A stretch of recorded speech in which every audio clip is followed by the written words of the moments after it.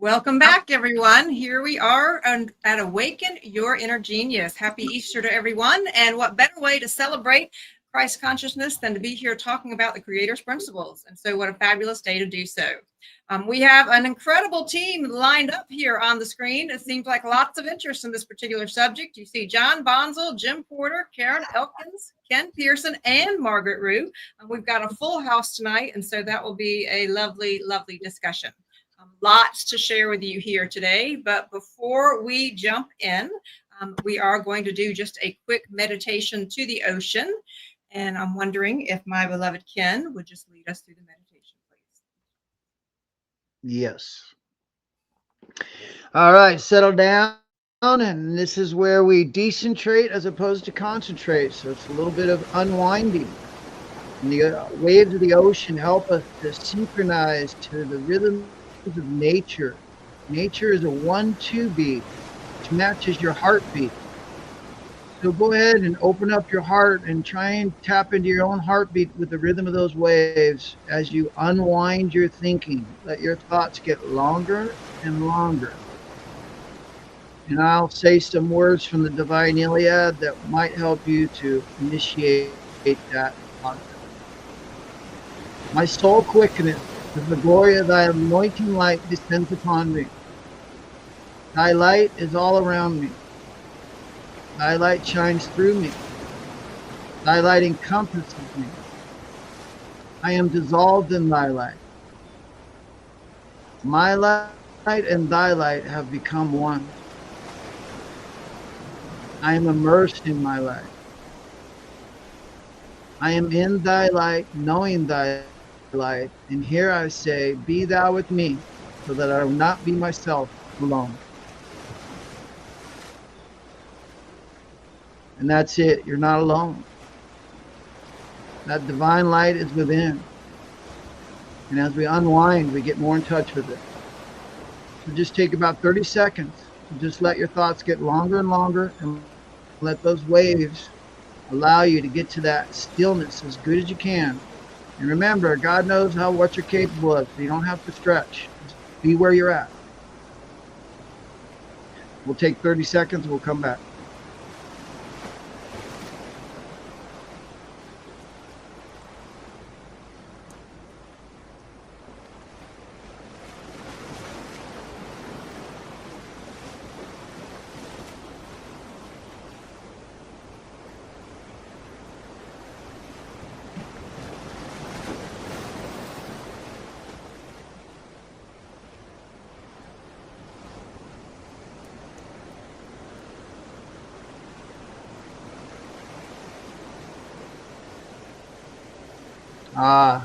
Like a drink of cool water after being in the desert. All right, my love, it's on you. Thank you so much. You know, one of the things today, it doesn't matter what belief system you come from, but the thing that I did learn as I was evolving in my belief system was knowing that this weekend was a weekend that billions of people around the planet were celebrating love in whatever way that they were celebrating it. And love is love, no matter where it is in the universe. And that's what we're talking about here with the home study course is, in fact, love. So several thoughts for you. I want to remind you all why we do this. John, if you'll read this quote on the screen, this is the basis for why we do what we do. Mediocrity is self-inflicted and genius is self-bestowed. And the next one, please. If you can read and count to 9, you can master the secrets of the universe. So wanted to remind everyone here that is, in fact, why we're here. And when we talk about this, I wanted to remind everybody as we take a look here, is that we started this Awaken Your Inner Genius to really have everybody focus on the man who tapped the secrets of the universe as an on-ramp to the home study course. And Karen made us this lovely image, and it looks so celestial, doesn't it? So cosmic and celestial. I thought it would be important for us to take a look at this home study course, which is available, and that's what we're encouraging everyone to actually get a copy of. But I wanted to show you my beloved home study course as we were prepping today, because I thought this was fun. Wanted to show you something very, very real. So I was going through and counting some things today, and this is what it really looks like. So it looks so nice in the previous polished image. This is one example of what many Russell students materials look like. And Margaret, I thought you would appreciate that. That's a lot of years of study, and I know all of you on here have your own way of going through this and studying it, right, Margaret? Margaret's on mute. If you'll come off mute, please. My home study course dates back to the 1970s, and I still have it, but it's in tatters. So I have the deluxe. Oh yeah, you're reading from the fancy one now, Margaret. That's right. Well, so I wanted to remind everybody as we go through this that what happens is that we talked about with this whole home study course. Unit 1 through 9 was the science of man, and Unit 10 and 11 the science of the cosmos. And I wanted to share with the panel something that really struck me today. As I was going through it, I said, I'm curious about how many images there are. In the home study course. And so just to show you, I went and counted the images for all of them, for all the chapters, and I want you to notice this one. This right here in Unit 11 has more images than every other unit in the entire home study course. And what I found fascinating is that as I looked, and I went back and I looked at it like this here, is that when you take a look at this, the purple represents Unit 11. So when you look at just what they did, I was just curious when we look at both of these, because it really struck me that one of the quotes out of this particular unit is that pictures remain in your memory for a long time, while words can be forgotten in a few moments. By indelibly fixing the pictures, which you fully comprehend into your mind, you will slowly become a cosmic thinker. So I just wanted to open it up to the panel right quick and say, I thought this was very curious. Any thoughts around noticing that the most images are in Unit 11? Yeah, I would say it's absolutely true, because every time I reread the home study course, I feel like I'm reading it for the first time. But the images do stay with me. And I think that's what the Russells were really counting on. Thank you. Jim? I agree. All right, John, I was just curious about this. This just struck me that, you and the team worked so hard to colorize this, but as everybody goes through this, and I'm so glad to see so many people here with us on YouTube, on TikTok, and some of our others, that's a lot of images in one unit. Well, the science of man is not as difficult as the science of the cosmos. So you can kind of define man pretty easily, but when you're going and studying the building blocks of the creator and the universe, well, you might need a few extra images. That's what struck me today. And so I was like, wow, that's a lot. So for everyone who's with us, what we do is we come on every single week and we're going through the whole entire home study course.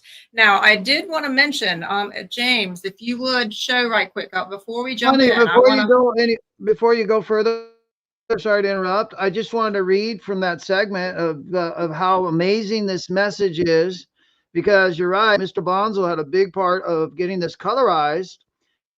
And that within this unit, we're going to read I'm just going to pull one sentence. It says, pictures remain in your memory for a long time, while words can be forgotten in a few moments. That is our main purpose. And by indelibly fixing the pictures which you fully comprehend into your mind, you will slowly become a cosmic thinker. And that's why those pictures are there, because we remember pictures. You think about ideas. I know for me, when ideas come, they come in a timeless image. I see it. I don't see it in script. I see it in an image form. So I know as a creative guy, that's been my process for creating. So it's really powerful. Just a wonderful, wonderful insight on, and especially when I hear John not reference the paragraph, because I know he knows that paragraph, but I'm just the fact that in his heart that had been in him to do and to colorize, and the importance of what we're doing here and how it all came sequentially at such a great time, because it just came out, right? This is not that old. This colorized version, how old is it? I don't know, a year and a half, 2 years. There you go, man. I mean, we're like, this is really interesting how it's feeding itself. And thus we know this is a very special time. All right, I completely agree. So James, if you'll bring up image 15, please. So I wanted to remind everybody before we dive in tonight, what this looks like for the next few weeks. So some pretty exciting things. So right now we're here at April 20th, and we decided to turn this particular lesson into 2 parts. It was too jam-packed with images, so much information that we didn't want to rush. And so as you look at the next slide there, what you'll see is where we're going. And I'm going to give you a highlight of this in just a moment. So this is where we're going. So we're actually going to do the same thing for lesson 44, split it into two, because we're hearing back from emails from people who are watching the broadcast that say, I need more. I need more. Hello, Karen. Hello, Bruno. Hello, Dee. Hello, Bonnie. Good to see you all. And so if we'll skip ahead over here to slide 18, James, I want to remind everybody that what we're going to do here is we're going to continue with, okay, this particular unit 11 all the way through the middle of May. We will then start unit 12, and then we will get to the end of unit 12 about the middle of June. Can we all just celebrate for a minute that this is our 45th broadcast? Wow. And 45th broadcast. how about 4 and 5 being 9, completing the. There you go. There you go. And then what we're planning to do, just so you all know, if we'll go to the next image there, is that we're going to start all over again. And focus, as the next image shows you, that in the rest of the 6 months for this particular year, we're going to do just what the Russells suggested there on slide 20. And we're going to go back through unit 1 all the way through unit 6. And so there is discussion about whether that's really the way to go and continue to bring people in. And so just wanted to have you take a look at that and know we've got some fun things planned in June. We're going to try to do some interesting things in between the old version and the new version as we're setting up. So kudos to the entire Awaken team, everyone you see on the screen, as well as James and Joey behind the scenes. Wow. Is anybody else blown away by that in addition to me? We're here, I mean, literally, like we're here at the almost to unit 12, and that's pretty exciting. So, all right. So, James, I know you were going to get started here today, but I know you had a question. You wanted to do two things. You wanted to share what a super chat looks like, and we had a question from last week's broadcast. Yes. So last week's broadcast, there was a question that kept sticking with me, and felt like now would be a good time to recap a little bit about lesson 42. And that question is coming up. If our thoughts are recorded and repeated throughout eternity, how would you help someone who feels stuck in negative thinking? Often people stuck in thought loops seem to overvalue their thoughts, and on its surface, this idea could feel overwhelming and unhelpful. All right, as we're uplifting humanity, who wants to dive into an answer for that one? Margaret? I could try. I still remember Leo saying, she said, if you do something that's unbalanced, you can void it simply by doing the right thing. So even though everything is recorded and it's repeated as it's recorded, you can still void it by doing the right thing. So if you're predominantly doing the right thing in life, you're going to grow toward spirituality. So with every cycle, a little is added on. And so that's why you don't want to get into a negative cycle, because even negativity can grow. So you do have to really, I mean, that's why this home study course is so essential, because you can't help but develop into love when you read this course. So it's automatically going to set you in the right direction. Love Great. that. That takes the pressure off a little bit there. Anybody else? John, you want to add? Yes. So if you've got stinking thinking, right? If you're caught in negative process, well, you've got to do something to change your thinking. So whether it's reading the home study course or any book the Russells wrote, or anything that would be inspirational, you need to do something that will force you to change your thinking. Or you can start listening to some beautiful music, or watch a few sunrises and a few sunsets once in a while. But you have to do something other than just sit on your keister and think, oh, geez, poor, pitiful me.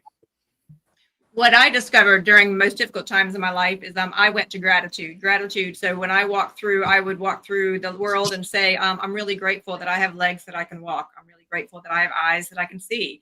I'm very grateful that I can hear. I'm grateful that cars were invented so I didn't have to walk thousands of miles in the hot sun. So what I found is that when that negative thinking was threatening to suck me into it, because that's what it sounds like. It literally sucks us in, and it's literally spreads like a virus in the world. I was just talking with a young professional this week about this very subject. I find gratitude is one of those things that turn it around. Jim?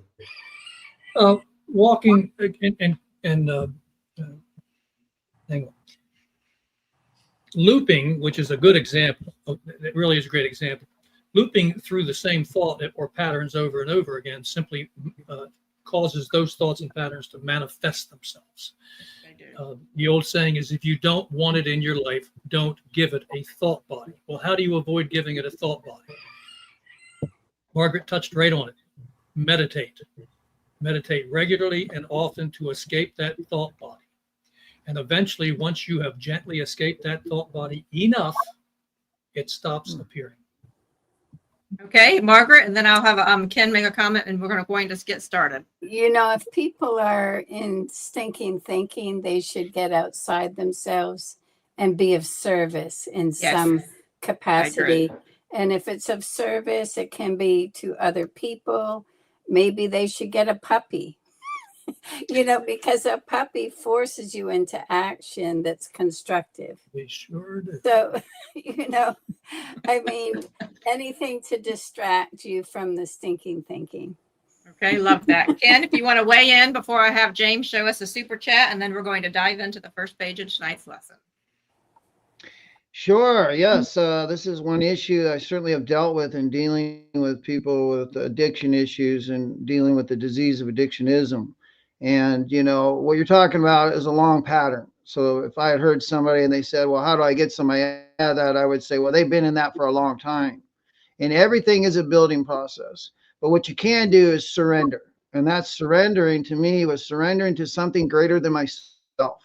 And realizing the reason I don't feel good, the reason I'm consumed in negative thinking and I don't feel good about the world I live in is because I'm looking at it in a negative way instead of finding positive things. So gratitude lists are great. Those are all great things. But when someone's in a hole like that, it's like asking them how to pull themselves up from their bootstraps. It's not possible.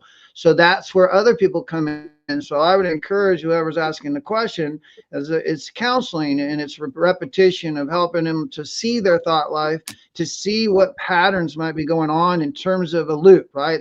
There's always that record player we're playing of my mother did this, my father did that, she did this, he did that, my husband did this, my wife did that. And that loop is all about a pain body. And if we keep circulating in pain bodies, we end up believing in those pain bodies. And as Kimberly just said, which is really great, is a gratitude list. And that is where you start. And I would encourage you this, whoever it is that you're talking about, if you spend 7 days writing 10 things every day that you're grateful for, by the 7th day, that hole will be gone and you will feel good about the world you live in.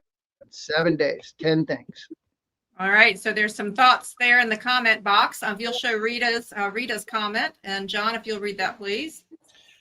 Rita says, somewhere I read, quote, if you knew how powerful your thoughts are, you would never think another negative thought again. Well, that's a pretty true statement, and it's self-explanatory if you ask me. So, and they are. Thoughts are the most powerful things in the universe. So you need to learn how to control them and to use them for your good and the betterment of humanity as well. I love that. Deb D. Tonkin has a comment there as well. Dee's been busy with her books lately. And Jim, if you would read that one. It takes 21 days. Yeah, Deepak Chakra, here he comes. Go ahead, That was Jim. a joke. It takes 21 days to create a new habit. I would ask if some people are addicted to negative thinking. To break out of it often requires conscious effort and practice. Yes. A lot of wisdom there. All right, team. So James, if you would show the super chat right quick, and then we are going to dive into the first page 807.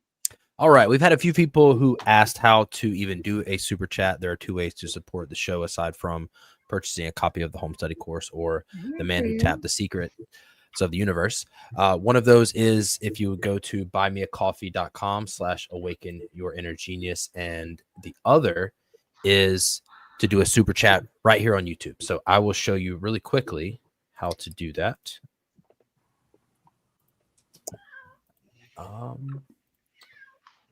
Here we go. Okay, so if you'll see, Sharing his not adding. screen. We're working through that.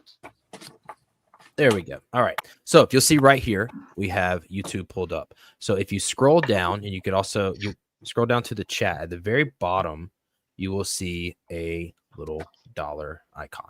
So you click that, and you can add stickers or chat. So one of the purposes of a super chat is you can make your comment be more prominent, or you can just donate and help with the show. So you would just click buy and send, and it will process that, and then you click buy, and boom, there you go. You have helped us All right. the show. So there Thank you you very much, James. And you also can go to philosophy.org. They have a donate tab, and you can actually donate through a 501c3 and earmark it for Awaken Your Inner Genius as well. So there's lots of ways to support, and everything that we do is working on giving it to the universe. So let's give, shall we? Why don't we dive into page 807, team? Exciting times here. This was really big. So this is why we're going through only half of it. So lesson number 43. Let's start with this particular page, 807. And Ken, if you will start there with the first sentence and the first paragraph, please. If we'll scroll down to where you can see the yellow and the green. Sure. Lesson 43. We complete our construction of the wave principle. We have heretofore built up an understanding of the reason why light needs a method for transferring its knowing to a dynamic dramatization of the God nature by means of moving images of the idea contained in the word. Omniscient, which means all knowledge combined in its undivided stillness in an undivided universe. All Do you want to read right. the next one? I was going to ask Margaret if you'll read that next part, Margaret. Sure. It was first necessary to describe very clearly the nature of light, and especially that quality of desire in it which controlled the division of light into its spectrum colors, and the cube principle which gravity made use of to repeat its cycles. All right, so I'm going to have us go on to the next paragraph, and then I'm going to ask the whole team to comment. Now, please know that Karen Elkins I'm not asking her to comment only because she's very busy working with our visual journey, getting ready to be at the end of the show. So do know that. So Karen, just send me a note whenever you are free, brain-wise. Jim, if you would, read that next paragraph circled in yellow. If the creator were merely the knower and not the thinker. No, and the thinker. I'm sorry, if the creator were merely the knower and the thinker with desire to think, the father-mother manifestation of what the creator knows, there would be no divided universe, for the very purpose of that division is to manifest the father-mother idea of equal pairs of opposites. This it does by dividing the one omniscient idea into countless fathers and mothers, for reuniting into the one idea by the mutual interchange of each to each other. This in total is the thinking principle, and the light bodies thus created by this process have no real existence other than a thought existence. All right, so let's stop right there. And I'm going to ask for our 4 seasoned students to be the only ones on the screen at the moment. Even take me off, James. I want our 4 seasoned students to dive into what needs to be said for these 2 areas. So I'm going. Yeah, I should be gone. I can start if you like. I would say the very first paragraph is describing the invisible fulcrum, or the undivided invisible light. And then the second paragraph is describing the anode, or the visual universe. And then the third paragraph. Yeah, go ahead. There you go.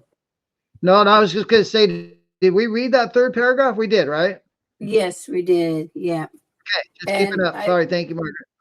Right. The third paragraph, it's a little more deep, but again, it's the describing the thought wave universe. And whether or not and I think that's relegated to the invisible again. What I would like to do is follow up here. You have heard me in the past say to try to teach yourselves to devalue. And that last sentence will help you understand that. It says, by this process has no real existence other than a thought existence. But whatever value you want to attach to that which comes into your being, that is up to you. And that's the learning process, the growing process. And that's how we evolve. But you should try to keep that in the back of your mind. Say, okay, what am I seeing? Well, you're seeing an image that has been projected from the undivided onto the cosmic cinema, and try to lock that into your memory banks. I think that will help a lot of people get through things.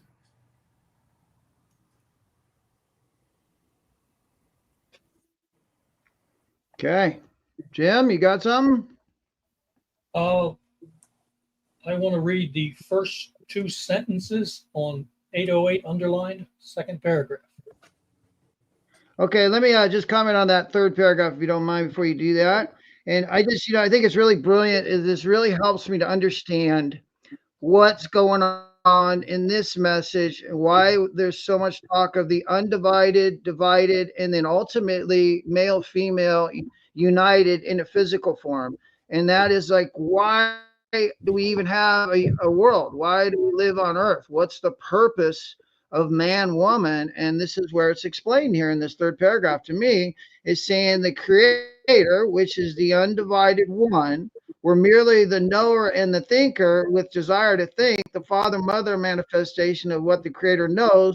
There would be no divided universe. I mean, there would be no purpose. So the reason that we don't all know God as we should, as the divine light within, is that's part of the whole lesson of our lives of learning, is to find that the within is the kingdom of heaven. That's what this home study course is all about. And including that, it's not just, as I go back to that PM interview where Leo talked about the three elements of this message, that this is the same message that Christ carried 2,000 years ago, except for there's a scientific explanation of how God creates this universe. And the reason that's important is because when you start to know the idea behind a rose or a tree, it's no longer just a simple tree, but it's now an idea. Just like in my mind, I have ideas, and now I can create just like God creates. I may not make a tree. I haven't made a tree yet, but I can create things, right? And I can paint a tree and I can sculpt a tree. But the reality of it is until I realize, but let me think of the idea behind a tree. Okay, the tree breathes carbon dioxide, which is what I exhale, which is another way of saying death. And I breathe in oxygen, which is life to me. And that's exactly what the tree exhales. Man, that's a brilliant idea. So now every tree has deep meaning and deep idea. So this is helping me to see the reason for this cosmic play. All right, thank you. So Jim, let's go on to that paragraph you wanted there, the second paragraph on page 808 underlined. Okay, this will take me a second, so be patient with me. Do you want me to read it first? No, can people see this? Okay, so you're going to go into it and then read it? I'm going to read it as I go through this. Oh, okay, all right. Jim's on the screen then. Unfortunately, my camera's not far enough away to get the steps in here. This is a rope. This is the zero plane. This is motion. This is motion, like strong. This is the 1, 2, 3, 4 plus of desire manifested. Radiating inward as dominant masculine to its point of maximum expression in wave peak, and then radiating back out as dominant feminine, reborning the idea and crossing the line of inertia through motion and repeating. Look at the top and look at the bottom, and we're going to call those what they are. They are Alpha, Omega, beginning and end. They are also that 0 point, which is the inert gases that are the beginning and the end of every wave action. All right, Every- so Jim, I want to read this sentence then while you're doing that, because it says it will be noted by observers that a division into pairs must always have a balancing equator. So when you hold up your thing, that black line is the balancing equator, correct? Balancing equator, yes. Okay, the cube of 0 curvature supplies that balancing equator. That Yes. division into idea also includes the identity of every created thing. A Every man's created thing. entire body is divided into symmetrically equal pairs. The head is balanced with 2 ears for hearing, 2 nostrils, and 2 lungs for breathing, 2 sides of the mouth. Even the heart has 2 ventricles to complete its pumping cycles. And that's what you're trying to show us there, correct? Yes. But I want people to understand that this applies to every embodiment, every desire expressed creates an outward wave that is a division between masculine and feminine, returns that, let me put it this way. As it happens, it is voided. As it is voided, it's voided here in the inert gases. As it's voided, it is recorded here in the inert gases. As it was recorded here in the inert gases, it is repeated here over and over again until that thought body has expressed its entire life cycle and returns again to stillness. Interesting. So it's looking a little bit like a cosmic guitar there, Jim. So I'm going to ask the team to comment on Jim's creation here. And let me answer the question. Do you wonder if we are all on the panel geeked out where we make fun things like this to describe these kind of things? The answer is yes. All of us look for toys and ways. John's house is full of them. Margaret is always looking for it. Ken's always looking for it. We all just have this passion for creating it. So team, why don't you comment on what Jim created for us there? Well, I was going to say, if you make were, that in go ahead, Ken. I was just wondering if he made that in his workshop. That was Pretty cool. All right. Before we get there, Jim, I don't want to go there yet. I see that. I want the team to concept before you make it deeper. John, what's your thought? I was going to say to our viewing audience that if you were maybe slightly confused, as to the principle of the wave and so on after that demonstration, you're probably totally confused and not quite sure. Actually, I absolutely love it. I know I am. No, I'm just kidding, Jim. I was clear. I loved it. Come on. I Ring like love- a bell, brother. Ring like a bell. Jim, I The love point that. is, this is all that takes place in every action, whether you're talking an entire galaxy or solar system or the most minute particle of light. It only applies these simple principles: stillness, motion, repetition of motion, back to stillness. All right. I love that. And I keep that up. And I'm going to have Margaret comment. And I want to say thank you to Jim for going the extra mile to do something like that for us. Margaret, what's your thought? And last thought before we go to break. Yeah, I love the demonstration very much because it simplifies it. And I think the big challenge for us and why the images are so important in this unit is Walter Russell would like us to be able to visualize it in 3 dimensions. And in the last lesson, John said it's actually a sphere that's being created. So you have to visualize it in 3 dimensions. And there's an image on page 784 that kind of conveys the 3-dimensionality of the wave. And the big challenge for us is to try and always see everything in 3 dimensions rather than 2, because the home study course has to do it in 2 dimensions because it's on paper. Okay. We'll try to find that image during our break. Figure 56 for future reference. Okay. All right. So we'll try to find that image when we're during break. So this is one of the things I want to mention to you. In June, what we're going to try to do is to bring up some of these core principles that are within the home study course, and yet we're going to do it all like across all units. We're going to say, oh, this principle is covered in Unit 2, Unit 4, Unit 7, Unit 9, Unit 12, because that is, in fact, what this is designed for, is to be a comprehensive learning curriculum. So much more to go. And remember that if you can read and count to 9, you can master the secrets of the universe. So keep the faith, keep breathing, and we will see you in 3.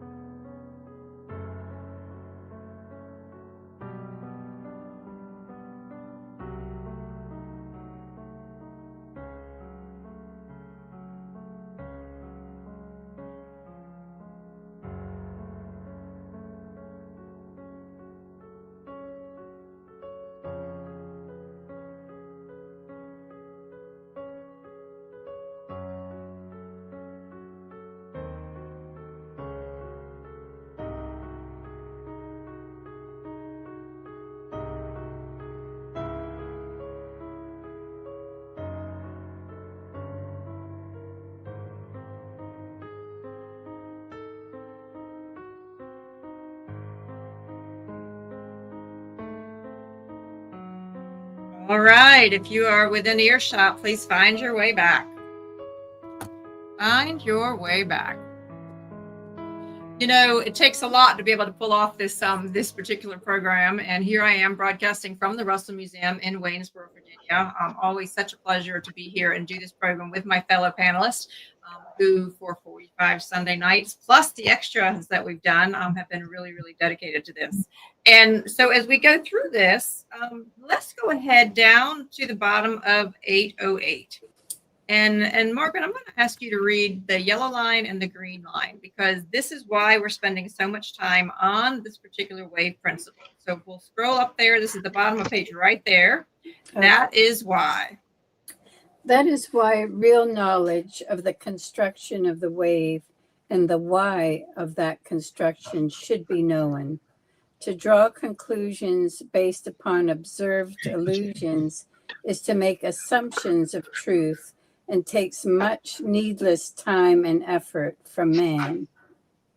Okay, so Margaret, I'm going to ask you for a pause for just a minute. James found that illustration that you were referring to in a previous unit.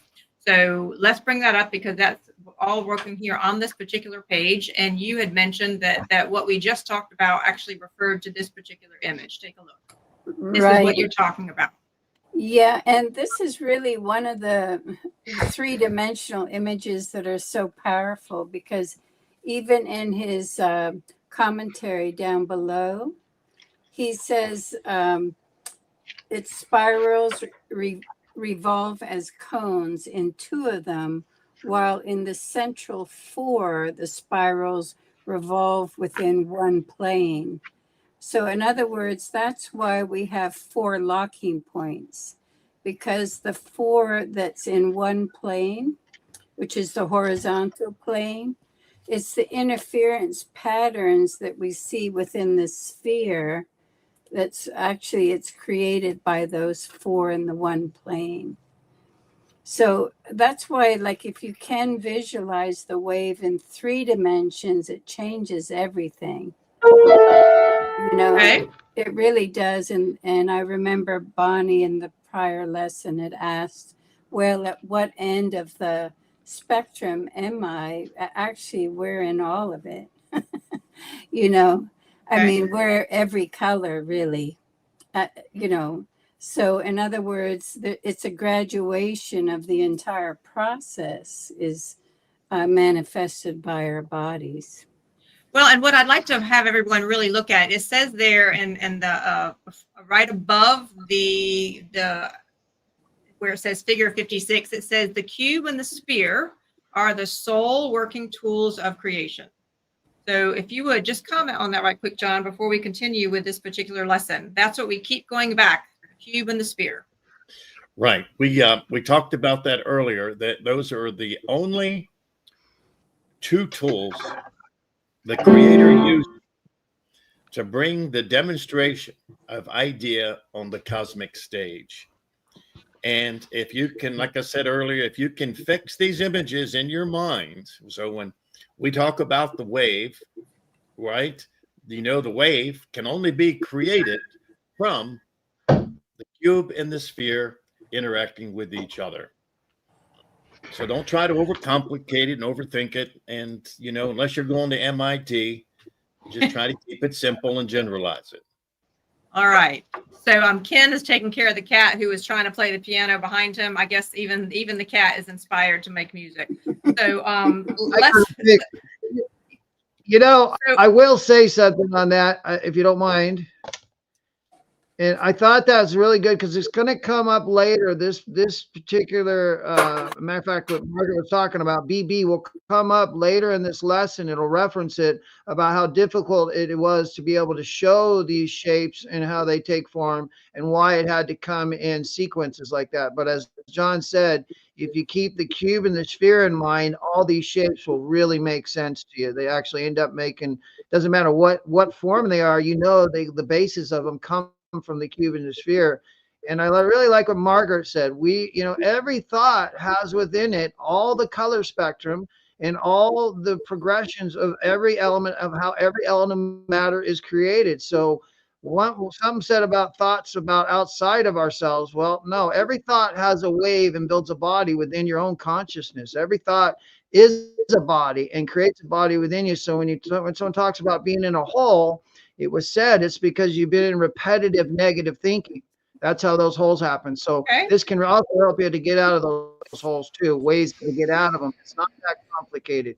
One good thought reverses a negative thought. That's as simple as it gets. So I know that I will come to you, Jim. I know that Joey behind the scenes is trying to come up with some demonstration tools for that exact image that we can go through. And before I hand it over to Jim, I do want to say a gracious thank you. Deb said she loved that particular demonstration, Jim, and said brilliant explanation. And what's interesting before I hand it over to Jim, Bonnie says this is when you keep showing the tools, I find myself thinking about everything I do in these terms and dimensions. And that, Bonnie, is exactly the point. That's why they Jim? exist. I want to bore you with my tool here once more. We love your tools. All right, so I'll hold it up. Here's a simple statement you've read a lot throughout the course, okay? Black line. I am within all things centering them. I am without inert gases, without all things controlling them. But I am not those things I center and control. Right there. All right. Well, that actually, Jim, goes into what we're talking about next, because at the bottom of page 808, I'm going to continue there. It talks about, I'm going to go ahead and go down to 809 where the blue arrow is, James, because it's talking about the fact that we can't just, right above what Margaret just read, is that to draw conclusions based upon observed illusions is to make assumptions of the truth. And if we pop down to 809, it said the earlier scientists believed the world was flat. He could see that with his own eyes. Those words were the belief of the ages, and they still are for some. That is true. So, John, if you would comment on that in just a minute, because when we go down to the next paragraph, what the Russells were talking about there, where I have the red and the blue right there, the whole paragraph. We, however, throw all of the combined concepts out the window. We are rewriting this revised and expanded edition to open up your inner vision, which lies beyond thinking. So let's just pause before I continue with that. Would everybody please that's watching write the phrase inner vision in the chat box? John, if you'll comment before I continue with that paragraph. Right. What the Russells are trying to do here is point out the difference between observed effects versus knowing. All right, because man, can look at something and see a pattern develop, or see this after a certain time frame and so on, and then he draws a conclusion from those observed effects. And the Russells are saying, look, it's time to stop that process. We're going to give you the building blocks of the universe as delivered to those two from the Creator itself. And then you'd need to embrace it. Embrace this home study course, embrace these principles that we are sharing with you, and then apply them in your own lives daily.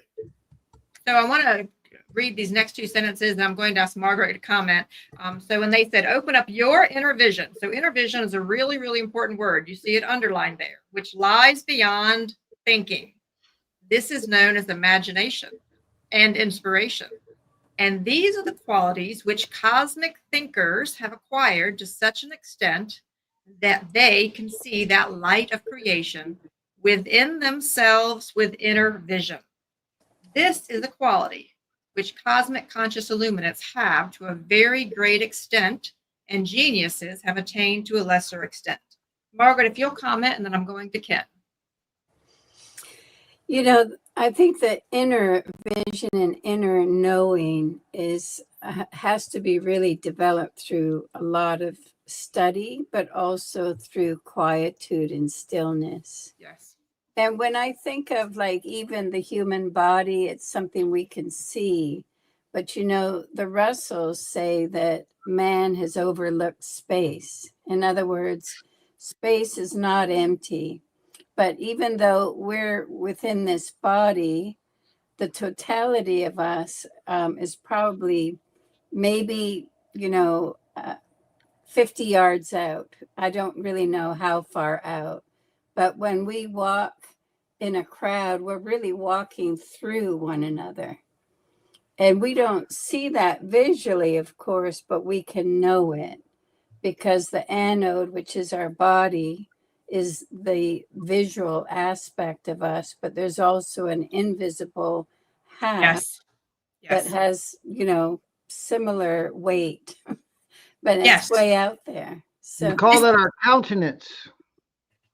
Auric field, your auric field. Mm-hmm, mm-hmm. Well, that's why I was just saying to someone recently when they were very chaotic and busy, I was like, you were splashing in my wave pool, meaning they were all into my energy, stirring it up. And I felt like I was swimming with someone who was stirring up that particular energy. And isn't that funny that we know what that feels like, but we don't always bring voice to it? Ken, your thought? Yeah, hey John, just so you know, when I was splashing her wave field, it was when I was talking smack about you. She said, you're splashing in my wave field because you're talking smack about Bonzo right now. So quit splashing my wave field. And I'm like, damn, I can't even get one lick in. That's it.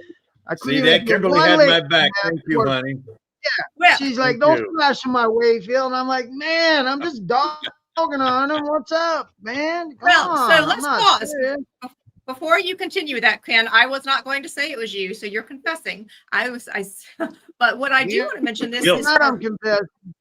I want to mention this for us all, everyone who is watching this evening and even in the future. This is part of why negativity has sucked in humanity to such a degree, is that we don't understand this principle that we're talking about here. So when I'm negative and somebody else is negative and somebody else is negative, it's just like when we're in a football stadium and that particular negativity just radiates out. So we are at a choice point here in humanity that each one of us individually have a chance to choose to be sending out positive, balanced wave patterns. And the more that each one of us choose to do that in each moment, then what we're doing is we're bringing calm to this collective ocean called humanity. And I personally, Kim Faith, believe that that is why we're here at this time. Kenna? I, Ken Pearson, love Kimberly Faith for almost that exact reason you just got done describing. You know, I really love, and Kimberly is absolutely right. You know, joking aside, we joke at each other to create a little enlightenment, but absolutely it can borderline. You know, I was once told a long time ago by my first mentor that, you know, alcoholics and drug addicts don't joke, which tells me most human beings don't joke. There's a truth behind every joke. It's a grain of truth, so to speak. So that does hurt sometimes, and sometimes it doesn't feel so good. So that negative energy has consequence. Just like I've seen in a room full of people through lecturing, if one person says something negative, other people will follow that negative comment. If one person says something positive, other people will follow with a positive comment. So it is contagious. This is a thought wave universe, and we are all affected by each other's thought waves, which is what Margaret just so eloquently laid out, is that we are walking through each other's thought waves all the time. Yes. Yes. And so, Jim, I know you're going to comment, but I would also like you to take your diagram there, your board, and I would like you to make that cord go up and down like a crazy cord after you comment, because what you're showing is exactly what you can show. So make it just go completely chaotic. I mean, so there are days when we walk through the world, that's what it feels like. Everybody's doing this, and it's feeling very, very difficult. So, Jim, you were going to comment. Jim, can I say one thing before you do that, Jim, real quick? You know, in my bathroom, you know those door stops, how they, when you hit them on the bathroom door and you jiggle them, they make that exact vibration you're talking about, where you go, and then it comes back to stillness. So, Jim, what's your thought? Well, let's see if I can remember what my thought was here. Oh, We only got till 9 o'clock, so when you apply what we got- Tim and John and Ken have been talking about, maybe Margaret too, I didn't catch it as I was coming in the door. They're talking about judgment. So when you see a negative action or reaction going on around you in the world, collectively or individually within your realm, what people tend to want to do is pass judgment on that negative thought or action that took place. The answer, now when you pass judgment on it, you just locked on to that thought pattern and brought it back to you. Yes. But if you go into a state of peace, meditation, that stillness at center, see their center, which is there, I don't care how off balance they are centered by divinity, and send love to them from within that center, there's no judgment, and you have sent healing. Well, Jim, I couldn't agree more. And to be honest with you, if every one of us could actually adopt this phrase, this is the Kimberly Faith phrase, not a Russell phrase, but I am in the room to heal the room. I am in the room to heal the room. And that's part of what really appealed to me about the Russell work, is that this message of love. And I genuinely believe that the more balanced we are when we're walking into a room, that radiates, and that we end up sending that message out to the universe. And so when I was speaking with a young professional and she was starting to make choices about whether she was going to gossip and be included in judgment and all the negativity that goes, it's much easier to tear people down than it is to build them up. That's just the general rule. I was talking to her about that we actually all are walking through the world with a chance to have show leadership of self. And so I bring that up only because we need no title. We need no one to come tap us on the shoulder. We are each a leader of our universe, our world. And that is, I believe, the genesis of what we're talking about here. Can you imagine if we had millions that were making this choice to walk through in a balanced perspective? Margaret? Yeah, I love that. It's so well said. And I find that every time I read the home study course and then the supporting books, it insulates me from negativity. And I feel like one of the keys, of course, to keeping balance is to not watch the news. Amen. You know, Amen. I mean, you can insulate yourself a lot if you insulate yourself from the craziness of the news, because it's there to agitate. It's not really there to inform. 100%. 100%. Any other comment before we go on to page 810? Should I turn off Fox News behind me that I got playing then? Yes, yes, you should. Yes, you should. So I stopped watching the news, and to be honest with you, I stopped watching television 10 years ago, and my life has been better for it. So when I go into here to 810, I really want to encourage everybody to type into the chat box inner vision. I only see one who's done it so far. Kenneth, good job. Is that inner vision? Really meditate on that phrase this week, inner vision. I would like to bring up Susie's comments. So Susie, thank you so much for commenting, and so glad to see you, beautiful one. Excellent work to the panel. Your insights really helped me understand this. Blessings to you all, and we're sending love right back to you. That's one of LA. all right, all the way out in LA. So as we go to the top of 810, we're going to cover the first two paragraphs here before we go take a break. And so if you would, John, please read that first paragraph, the fact that such inner vision. Absolutely. The fact that such inner vision may not have yet come to you as it eventually will is the very reason why we print so many pictures and diagrams. Inner vision and inspiration are seen in pictures, not in words, and that is huge. Pictures remain in your memory for a long time, while words can be forgotten in a few moments. That is our main purpose for printing so many of them, and as few words as necessary to give greater understanding to the pictures. By indelibly fixing the pictures, which you fully comprehend into your mind, you will slowly become a cosmic thinker. The deeper your desire is to enter that coveted realm, the more you will comprehend these pictures, and the faster you will enter its doors. All right. So before we go to you, Jim, because I know you wanted to talk about this particular thing, I wanted to come back here because what we're talking about here, and this is what actually led me to start thinking about this idea of how many pictures there were, is look at the kindness and the love that the Russells did for us as they prepared us for 10 units. 10 units before we got to the big universal concepts here in Unit 11. And so I don't want that to be unnoticed for us, because as someone who actually develops curriculums quite a bit in my professional world, this was very purposeful. And so when we talked, some of the units had no pictures, some of them had 2, 3, 6, 5, 7, 25 pictures. So what they did is they seeded all of these units to get us ready to awaken to the cosmic knowledge right here, where we see, whoops, my board's got a mind of its own right here to see what's going on. And so I just wanted to ask the group to comment on that, because that's very powerful about how deliberate, and Margaret, I'll ask you to comment how deliberate they were in getting us prepared for this moment. Yeah, I think another thing that I'm beginning to realize each time I go through the science is that the anode is very small. It's the one thing we see is the anode. And we don't see space per se, you know. And so you can visualize it. Say there's a speck of dust on the floor in your living room, right? That speck of dust is the anode. It's the visual portion of creation. But the space in that entire room is an equivalent to the anode, but is invisible.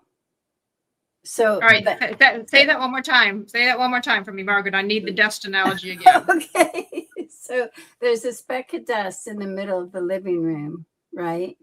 Well, the invisible universe to create that speck of dust is the size of the living room, is the space in the living room. That explains my domestic question for life, Margaret. Like, where did all this dust come from? Well, all I'm saying is, see, the visual universe is a very small part, right? Space is huge, but space is not empty. You mean the sense universe, right? You're talking about the sense universe. Is not as big as the night. We have 2% of it. But she is also referencing the cube and the sphere. So remember that living room, that space, the volume in that living room is equivalent to that particle of dust. If you could take the dust and you could first liquefy it and then turn it into a gaseous thing that would fill that room. Those two would be equivalent. That's So we right. all have that. Wow. We have a whole burst of creativity from the panel tonight. Yes, Ken, and then And- we're Hey, heading to Hank, break. can I give a little more intellectual concept of that whole idea that they just shared? I'm gonna take it up a couple octaves. That's an oxymoron, isn't it? Coming from Ken. It's no. Don't look in the mirror when you're talking to me. That's not what I'm talking about right now. Walter Russell. I'm going to have to quote Doc Russell on this one, and he refers to it as a cup of water, and it's referred to why you can never die, why there is no death. And the reference that he uses is he says, take a cup of water and go stick it out on your wall, on your outside in your patio, outside your yard, outside, and sit in the sun. You'll come back in a few hours or at the end of the day, and you look, and that cup of water will be empty. Now, you wouldn't say it's dead. You would say that it's transformed into vapors, which is what Margaret's referencing. The space to occupy that cup of water went from 6 cubic inches to 60,000 potentially cubic feet, where the vapors now house that same amount in volume and proportion. It just takes a greater amount of space, but it's beyond our sense range. Yet we know it's there. That vapor is there. So that might be a way to better correlate that description there. Love Without that. complicating Very, it. very powerful. Very powerful. Wow, the panel is on fire tonight. So I want to say thank you to Bonnie. I see that you've written the phrase. Terry, Jean, thank you. And the important thing, the reason we keep encouraging you to do things like write them down is you'll find that all Russell students literally sit down with these drawings. We write out comments. We highlight things. We write them out. We make these things like what you just saw Jim make with a board. John's house is full of all kind of diagrams like that. Margaret ended up bringing some other things. You will find that the beautiful cosmic scavenger hunt that we're all on is actually a joy. There's another one, Jim. There you go. I mean, we've all got them. I mean, we're like obsessed, and so we're working someday to have like a little toy store. So do know that, Dee. I know you've been calling for that. So we're working on all of these things because, again, from the time I first walked into this beautiful Russell Museum here in Waynesboro, Virginia, we invite you to come visit. I remember the creator saying, "Creation is child's play. Creation is child's play." So, Jim, when we return from break, we will be going to the second paragraph that you asked to speak of in 810. Can I give one more example before we go, just for them to practice what they do? I'll tell everyone here, your inner vision already works. I want you to take this mechanism that you're seeing right here that Joey built. Now close your mind, close your eyes, and see those cones spinning and coming together. See the vortices. That is your inner vision. All right, inner vision it is. And inner vision is where we're going to rest here for the 3-minute break. Please come back and see us in 3 minutes.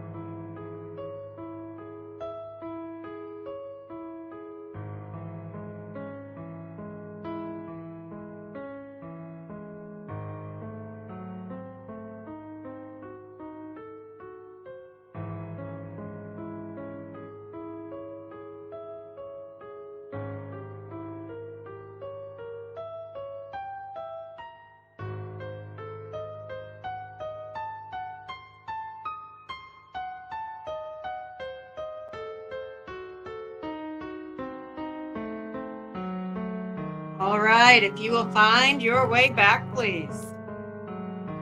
You will find your way back, please. So before we continue and Jim jumps on with his next comment, I did want to remind everyone of a couple of things. So Jim, we're coming to you next, but here on YouTube is the Awaken Your Inner Genius YouTube channel. And I want to go to this playlist and remind you all that for all of you that are new, we have all of the units. So you can go to Unit 1 and you will click on the playlist and you will see all of the units, all of the lessons there. You go to playlist, you will find all the way up. Whoops. I'm learning, folks. Forgive me. So all the way from Unit 1 through 10. Okay, and we'll have some guided meditations. Brian Scott, we partnered and added some of the things that he's read. And we have some really cool things. We've taken the Salutation of the Day by Walter Russell that Ken Pearson did for us, and Karen put the audio to. Whoops, I'm about to play something else. Boy, is this thing touchy. So what I want to show you is that we actually have it translated into Mandarin and Spanish. And we have Urdu from Pakistan coming soon. So I just want to remind you all that we're working very, very hard along with the university to have a lot of resources for you. Very, very exciting. And so when you want to go back and see Jim's tool that he made for us tonight, then you can certainly scroll back even for tonight. So Jim, let's go on to that next paragraph that you wanted to. There on page 810. We touched on the first two with the demonstration I did, but I'll read them again. Inner vision gives knowledge of the process which makes the radiation of heat from the sun gradually cool as its rays divide by the concave curvature into which these light rays from the sun increase. Oh, I could read it on the screen. I'm sorry. These light waves from the sun increase their distance from it. The same is true about the planets surrounding the sun. Mercury is so hot that even its metals melt or glow with red hot heat. Venus is so much further away from the sun that it has cooled sufficiently to have water upon it. But the water is so hot because of the hot planet itself that it is a thick blanket of steam which perpetually cools it. All right. So, Jim, you asked to cover those first two sentences, and why was that important to you? Was it this point of the inner vision? Well, no. It actually, I gave you the wrong page. It was I'm going to cover 808. Oh, okay, got it. All right. Well, you know, We did but there's all. Yeah. All right, we did that already. That's what I wanted to check. Then I try to honor the interest of everyone who is here on the panel, and so I want to go on, John, if you would. The next paragraph it talks about there's been a worldwide question. If you would just read that paragraph because it mentions gravity, so you'll see the blue highlights right there. Starting, there has been a worldwide question. Very good. There has been a worldwide question as to why water flowed downhill. The answer is as simple as the reason rain falls from the skies or a stone falls to the ground. The one answer to all these questions is gravity. To know the secrets of gravity is to know why the universe of motion exists. We trust that these lessons will clarify this mystery. All right, so to the panel, let's talk about that issue of gravity right quick before we go into 811, because we're going to go through 813. I think you want to bring up that figure 56 will really help you here. Okay, so the one, all right there it is on the screen. So, John, if you'll start our conversation, and Margaret, I'm going to ask you next. So, a few broadcasts back, we talked about God in his tool pouch as the master carpenter. And Good. so gravity, along with the cube and the sphere, are the three main basic tools that God uses to bring idea onto the cosmic screen. All right, so let me ask a question. Let me ask a question, John. So you're telling gravity, cube, sphere, and we've been talking about lenses as well. Right. So, but the lenses are within the sphere. All right, thank you. Keep going. That's what I wanted to know. So the three of them working collectively, all right, is what gives us what we think of as life and creation and nature. So if you want to create, which we all do to a certain degree. So the sequence and the pattern and the process that how you do it is the same as the creator, but you just don't think of it in that terms. You know, you go, oh, look what I did. Well, you had to conceive a thought, you had to give it a thought body, and then you had to manifest it physically and bring it into being. But all of these principles are applied in that process. So whether it is on the cosmic scale, right, or on the Right. the other scale, I forget what I should say about that one. But anyway, Well, it's on the micro or the macro, to be honest with you, John. Yes. Truly, that's what it is. And I want to just pause for a minute. I know that Walter doesn't necessarily use the word holographic, although I'm going to have to look that up while Margaret's talking next. But I've been talking about how the world really that we needed to look at almost holographic leadership. That if we understood that each one of us was the tiniest of an individual, that we are representative of the entire universe. It's very, very powerful. And if you've ever gone to see a holographic concert, when you look at a holograph, the tiniest pixel of a holograph has the entire picture of the largest thing in it. And so very, very interesting. Margaret, if you could just comment on this discussion here for this paragraph. Yeah, for gravity, you know, Walter Russell always said gravity is exerted from the outside toward the center. It's not a pulling into the center. So a stone would naturally gravitate toward the earth because the stone wants the same potential as the earth. If you fill a hydrogen balloon up and let it go, it's seeking an equivalent potential way up in the sky. It'll eventually go up and probably remain at level with a similar potential. So, but gravity works from the outside coming in, compressing. Okay. All right. So I want to go on down to 811, and I'm going to ask the panel to please comment, because 811, where I have the yellow brackets there, it was talking about that the creator, okay, has made it come into being by thinking it into being. A convincing fact of this lies in the principle of mind, notice capital M, concentration and decentration, two very important words for every Russell student to know, which terms have parallel meaning to the term compression and expansion. That continues with what you're saying, correct, Margaret? Right. And actually, I have another example. I was watering my garden this evening. And, you know, that's actually compression and expansion, because heat expands, water cools. And so plants want a normalcy. If there's too much heat, it'll kill the plant. If it's too damp, it'll kill the plant. So the secret to gardening is to find normalcy for each plant. So it's actually exerting concentration, decentration, or heat and cold, but you're seeking normalcy. balance. I was wondering if balance would be the same word. Yes. Right. Can we pull up figure 63, figure 63? That's where we're going next. Oh, you mean you're going back to 63 from the previous one? Yes, just to show what gravity, the simplified version of where I think it's been explained, gravity's been explained. All right, we'll Which is work on basically that. a As, bar. It's so, basically the same as a bar magnet, right? On a bar magnet, you got male side and you got a female side, and then the loops are the magnetic force. That is the gravitational force field. It's actually on page 60, figure 63. That's one of the figures we're coming to, but the one I'm referencing is figure 63 in the home study course. is this one right here? This is figure 63, as you see on the screen. No, I don't think so. Love. It says That 63. is figure. That is figure 65.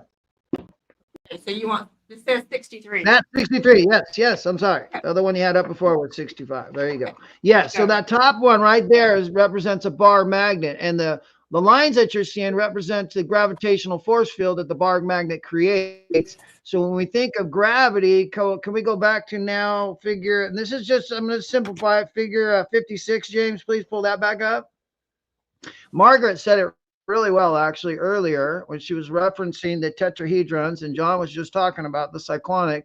So when you go down here to DD, and you look at that, you realize why Margaret was saying the 4 poles are on the horizontal plane. Those 2 poles that are above and below are considered your north and south planes. And those 2, one is falling and one is rising. And that friction creates a gravitational force field. Gravity means an Earth, 15 pounds of pressure per square inch. That's why the rock wants to fall to the ground. The apple wants to fall to the ground, because the ground you stand on has and every planet has a different gravitational force field, a different pounds of pressure per square force field.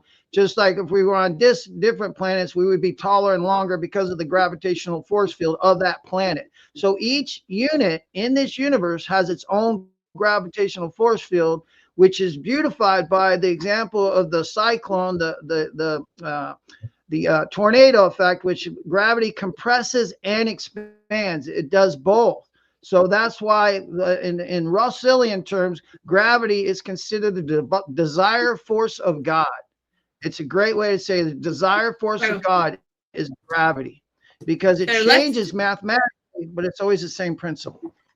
So if we could capture that, James, gravity is the desire force of God. Panel, do you want to comment on that before I keep us going here on 811? No, I think it's well said. Okay. One thing I want to point out to everybody who is watching is that you'll begin to notice how these seasoned students begin to refer back to the different units and they start collecting. In a perfect world, we'll someday just have all the sheets of all the images and we could spread them out in our living room and actually arrange them into a puzzle pieces and actually see the bigger picture. Imagine how much fun Walter and Leo Russell would have had in today's world of being able to bring all of this to fruition. So this is why June's going to be really, really fun. And team, go ahead and be thinking about the challenge, because we're going to be doing that very fun Cosmic Connect the Dot game in June. Hey, Kim, some of those pictures would make great puzzles. We ought to produce them. We should do that. They are very, and I know that's certainly in the works there. So let's go ahead to 811. And one more thing, if you'd like to see a laboratory, sorry, love, I don't mean to cut you off. I just have to give Mr. Bonzel some kudos.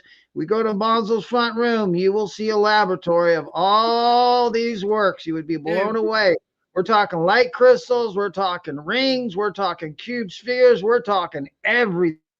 Baby, it's cool. And I have to tell you, he's taught me about the crystal effect and how the rainbow is reflected off the crystal. So if you hang some crystals in your window and you got the sunlight coming in, you're going to be amazed at all the colors that will radiate on your wall, which gives you the color spectrum that's right there behind my love, behind her right shoulder. And he's got a partridge in a pear tree. What I wanted to say to add to, and thank you, Ken, for saying that, but my theme is, as light comes through those crystals, it is God made visible. Yes.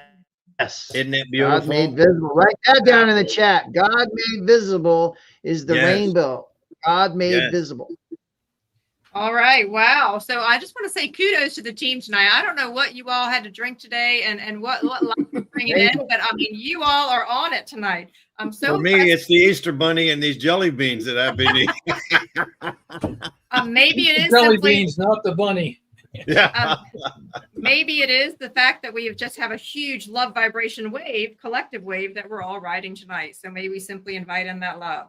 So here we go on page 811. And I want to go back down to something at the bottom, because they go on and they talk about the diagrams, they talk about visualizing effects. And I want to jump down to the last sentence there highlighted. And it says, to illustrate our meaning, hold a cube on the level of your eyes and you will see only one of its 6 sides.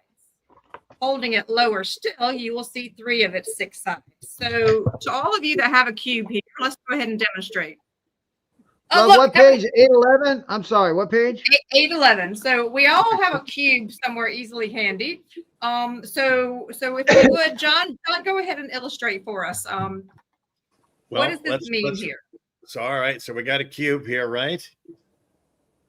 All right. And maybe your cube is a better demonstration. Because it's wanting you just torn it apart. Yeah, man. See, those three inner planes are the projection mirrors. Yeah, what you're holding in your right hand. And just think of a sphere being at the intersection point of those three little planes there. And then that image, if you can see that, and that image is projected out to the 6 sides of that cube, and then it's projected out through the universe. And that's why there are no 2 separate things in the universe. It's all one. So if you can envision that cube being expounded and divisible and multiplied, you can see how an idea is omnipresent. Well, throughout the universe. I want that's to a good one. mention, okay, Yep. so I want to mention last week we talked about that from the time that we were children, we all held a cube. Yes. So we all held a cube, and that many of Figure us, 69, James. Figure 69 shows that.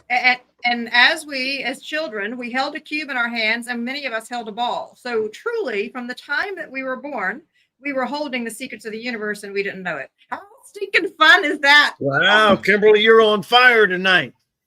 Woo! And My girl. Kimberly mentioned just a few moments ago that a hologram in its minute size can be expanded, but the minute size is identical to the large size. It is identical. If you So- look up, if you go pull up any And- videos on YouTube of holographs, it'll blow your mind because it's exactly what we're talking about. And before I go to Ken, I want to mention to everybody, sometimes we don't have certain words that are in the Russell vernacular. So what happens is things have evolved since then. So occasionally people will say to me, oh, well, Russells don't use the word fractal. Okay, well, fractal didn't come into our vernacular until 1975. Margaret made a really good point to me that when I did a video months ago about my NDE, that Russells didn't use 5D. You're right. I should have said 5th octave. 5D word didn't come until much later. And so all of us, for many of us, even holograph, I just searched the home study course. The word holograph is not in there. But as we advance as society, we have new concepts that have become a common understanding that I believe can help us with this, with these very, very big concepts. Ken?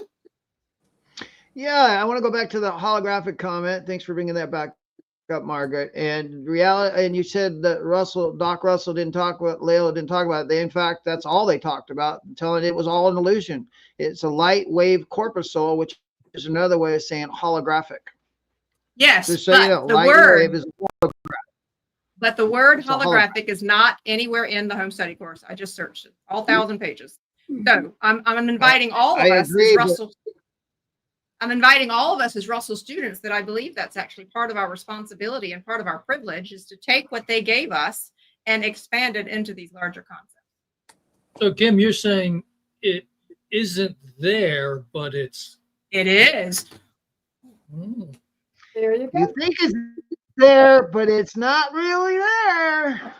So you're saying that in a sensed fashion, the word is not there, but in a knowing fashion, it is there because that is The what principle is.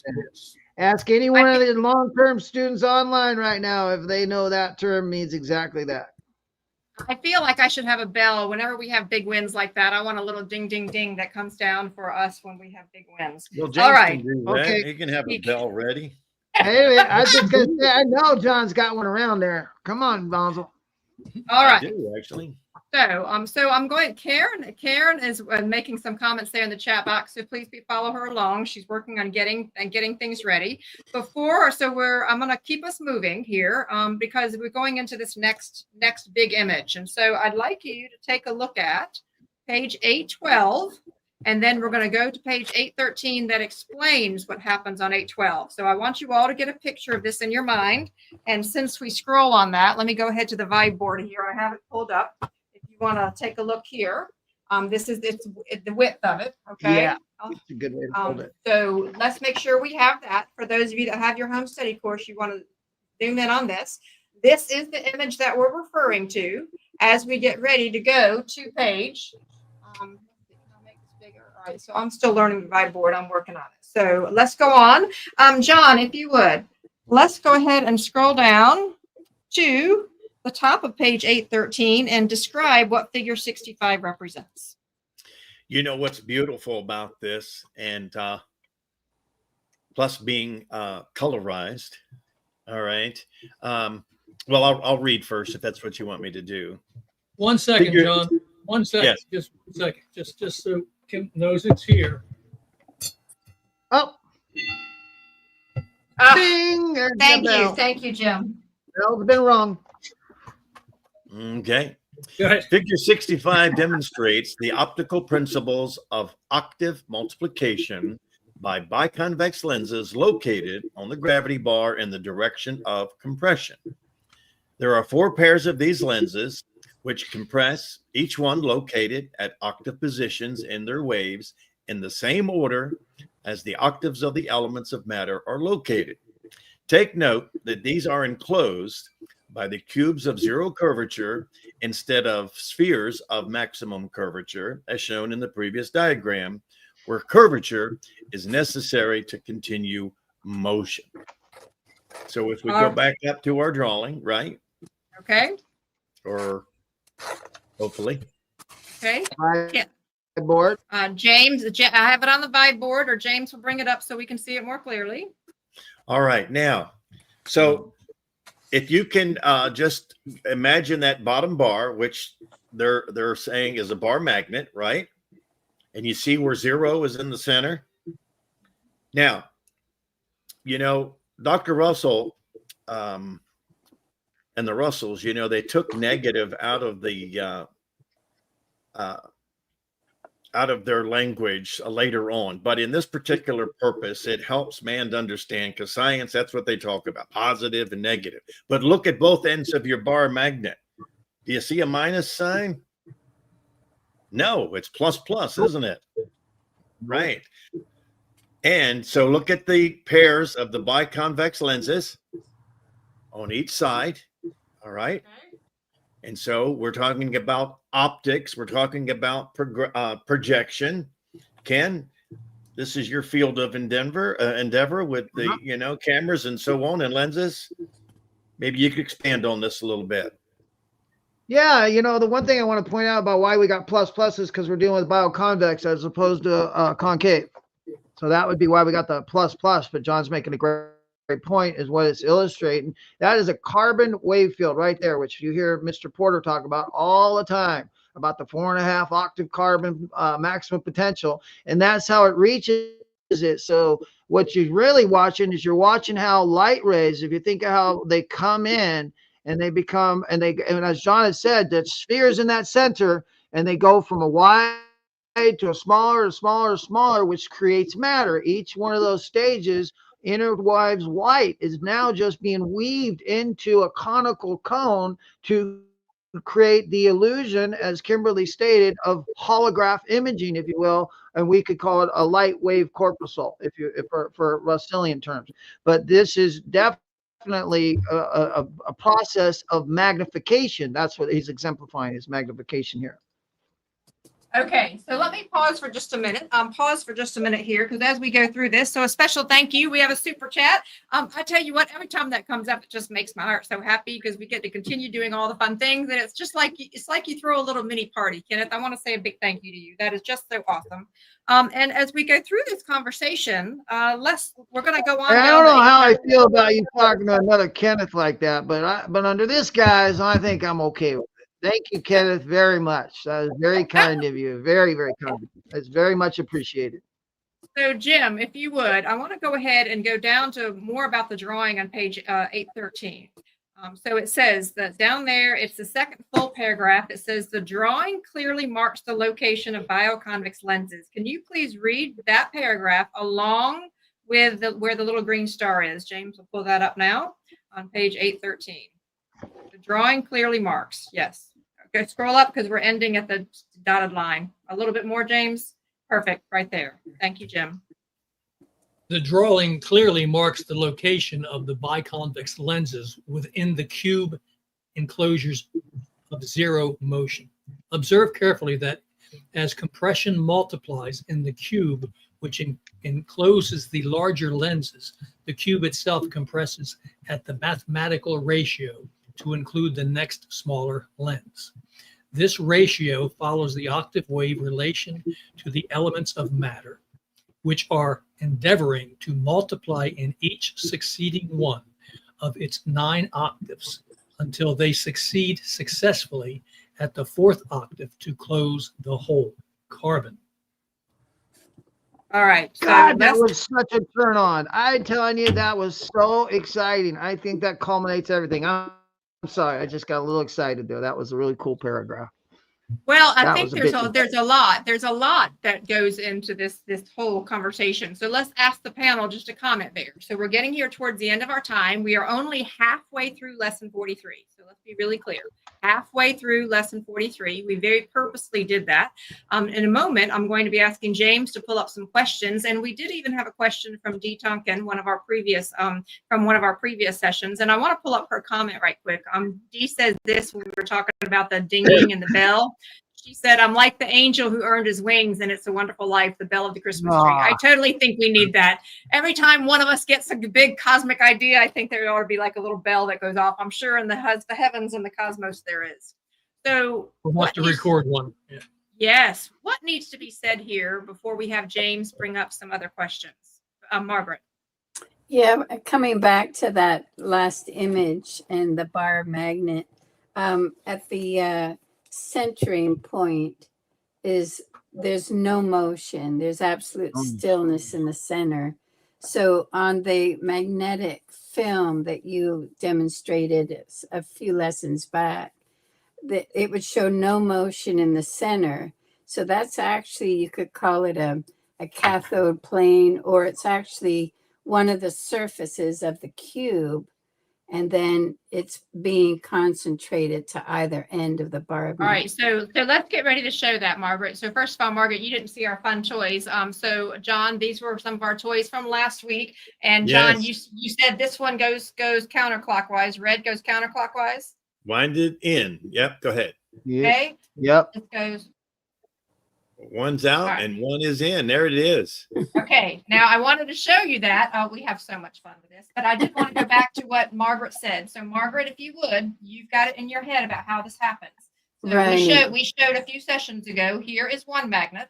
I want to remind everybody that when we showed it, So Okay. the yellow line is stillness. So that's Yep. the centering point. You And mean then- God? There you Yeah, God is the centering point. And Okay, then but you'll now- see- Equilibrium. well, hang tight, everybody. I'm just bringing everybody up to the car. Now I've just put two magnets in, and there was still one line. Right. And so you've got the anode on each end. The two green, that's the plus and the plus.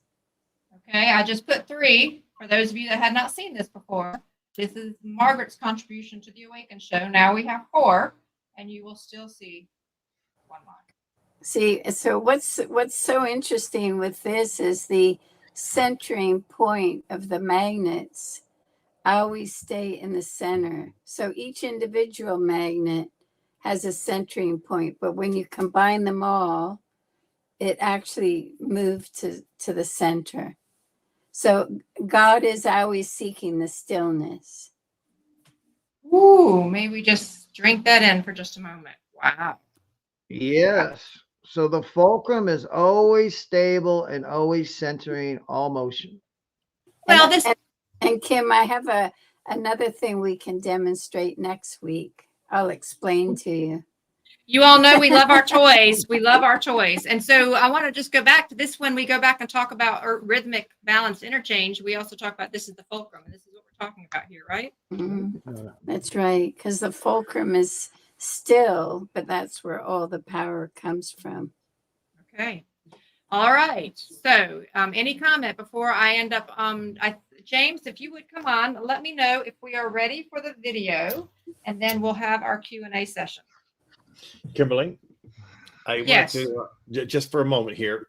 I wanted to go back at the beginning where you said we're celebrating our 45th broadcast, and that caused me to think back to in Newark, Delaware, where Jim attended the first Age of Character class that was delivered by Howard Hall, and he held that class every year. And I believe it was Wednesday nights, Jim, if I'm not mistaken. It was every And second it Wednesday. went on for years and years and years. Decades.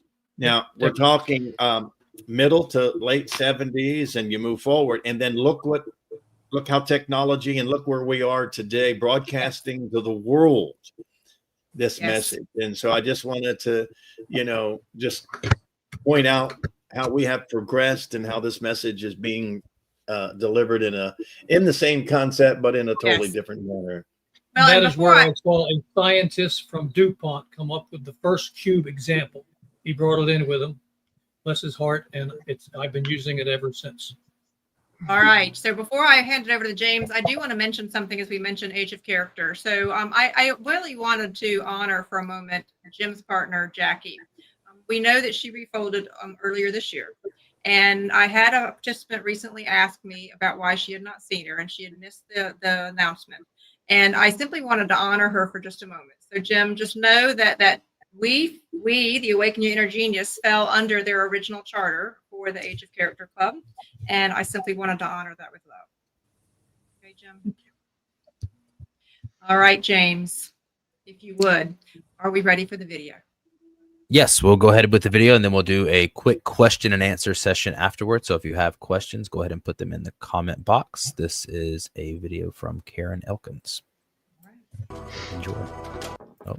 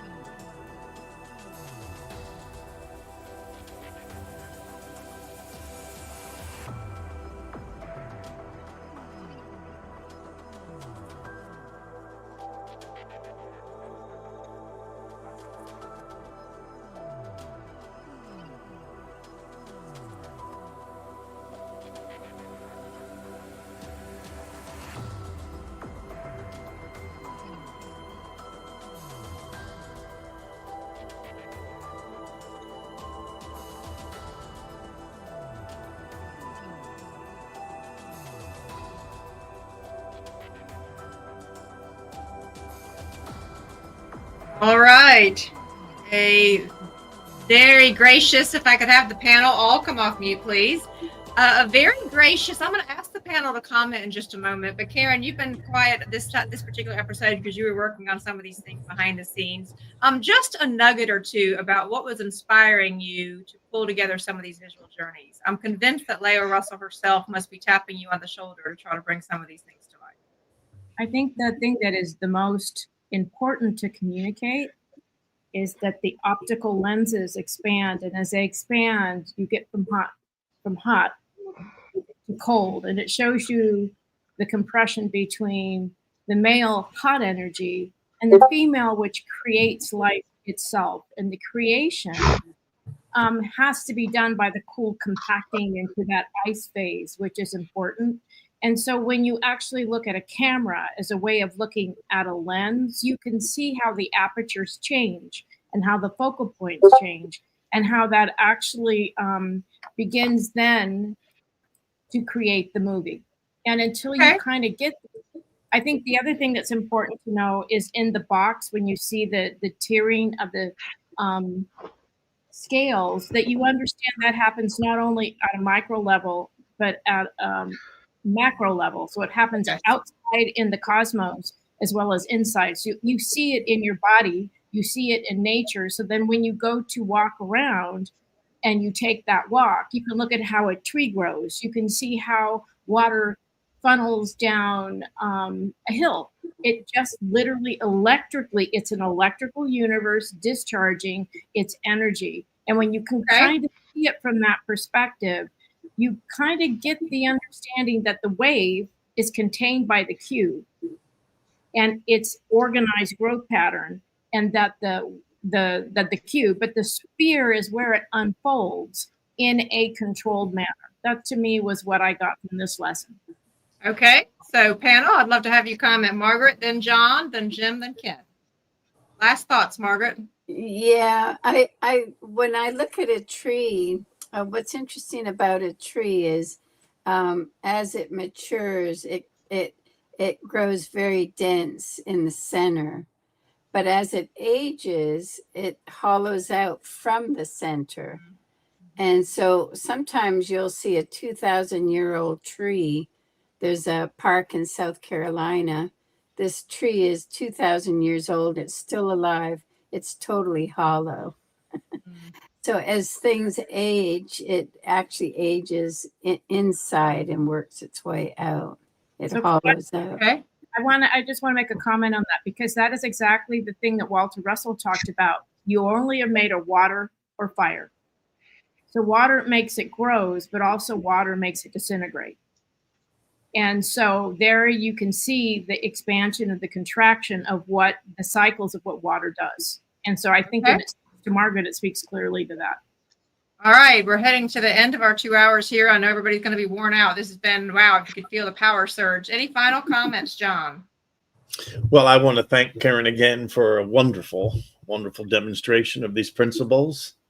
She always does a fantastic job. So thank you, Karen. Thank you, John. And then collectively, I'd like to thank our panel for all the contributions. And it's wonderful for me to be in the company of like-minded individuals. And I'm hoping that our audience can understand that principle, that as they join us, the only reason that they're joining us is that we have aligned with them and they have aligned with us in regard to our thinking. So as we progress, our audience will progress and we'll progress together. So anyway, thank everybody. Love everybody for being on board. Thank you, John. And I'm going to show you another way that people can connect with each other. Jim, final comment? Yeah, I like the whole principle of the idea that's been presented throughout the whole thing. I always say observe nature. On my property, there's a stream that runs from the top end of it all the way down to the bottom. The difference from the top end to the bottom is about 14 feet. At the top end where the stream is coming out of the mountains or across the road out of the mountains, it's very shallow because the water is just beginning to pick up momentum. At the bottom on my property, that same stream is moving so fast that it has cut a gap in the property several feet deep. That's the momentum. That's the multiplication of momentum we're talking about. Same principle, different speeds. All right. Thank you, Jim. Last thought, Ken, before I wrap up. Yeah. I just want to go back to what John said when he said, it's a joy to be around like-minded people. So I'm wondering, is there a bunch of people over at his house right now? Yes, they are. They're on my screen. They're on my screen. I finally got Bonzo, man. I got Bonzo. Ken, we're just little particle waves and we're all dancing together in the field. We are all dancing in the That's field. it. All right. So final Now, comment, you know what? I Margaret. do want to say one more thing, please. One more thing. And I want to absolutely give Karen kudos. That was really great. I thought you did an amazing job of showing compression expansion and how heat goes to cold and cold turns into heat. And I think that is as simple as we can get. Think compression expansion, and that will never fail you on whatever thing. One more comment on the tree. Right? Most of my life until I got to this message, I only saw half a tree.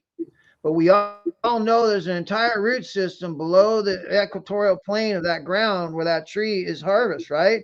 And that root system is exactly in proportion in density and weight as it is above the ground. So reality of life is, remember, we're only seeing half the world, even though we know there's another half below. So try and see the whole picture of everything. And remember, there's a root system not only to a tree, but to human beings. We are rooted to this earth. We are grounded to this earth. You take us up to certain elevations, we can't breathe. So that was it on the tree. Okay. All right. Thank you, Margaret. Last comment before I wrap up. Oh, Wait, yeah, just comment on that one. As above, so below. There And we you go. Oh, that's grew up. beautiful.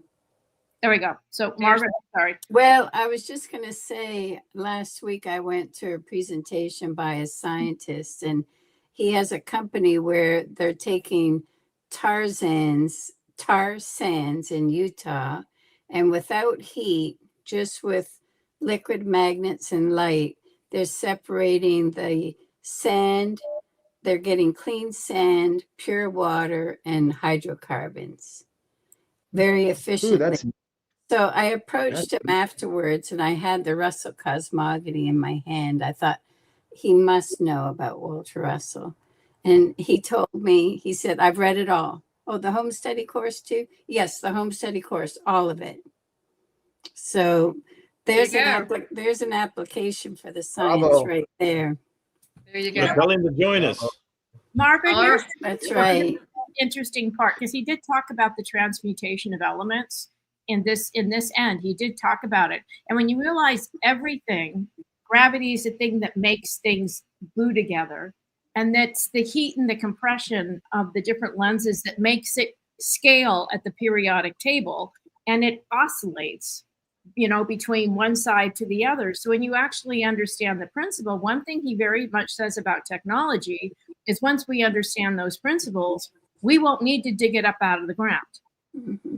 Right. And so I think that is something that is at the time we are at the precipice, that if we understand resonance and frequency as Tesla and Yes. Russell Yes. did and the principles of it, there is no reason that we need to be doing the things that we're doing. That's hence why he wrote the book, The Atomic Suicide. And what you're talking about here, Karen, is going to actually change what's happening in the world. And so even next week, we'll show a video that I ran across this week about a scientist and innovator from Africa who actually has created a car that runs on radio frequencies. We are about to live in the most exciting time of innovation that we've ever lived through. And just got to remember, Tesla actually had done that before. There was actually people who've had run cars on water and worked that transmutation, but they are always been suppressed. So it is time. It is time. Can we all just repeat that? Everybody, please place that in the chat box. It is time. It is time for a new world. Time to go. I'm trying to wrap it up if you all would let me. So Bonnie Maddox here is the last comment. She says this whole lesson was great. So she's pretty excited.